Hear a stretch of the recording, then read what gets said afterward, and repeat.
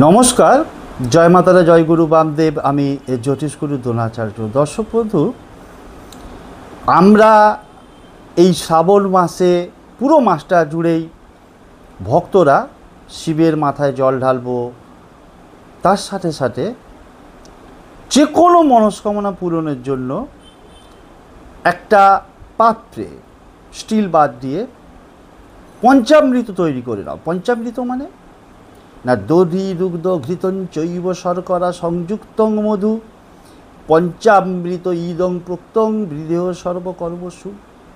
তোমার যে কোনো কর্মে সফলতা আনার জন্য দুধ, দই, ঘি, মধু, চিনি একত্রে মিশ্রিত করে যে কোনো একটি পাত্রে নিয়ে গিয়ে সেটি মহাদেবকে ভালো করে মাখিয়ে দাও।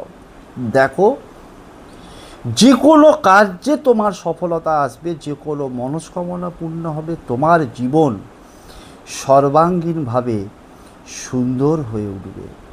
কোনো ক্ষেত্রে তোমাকে বাধার কোনো দিন সম্মুখীন হতে হবে না।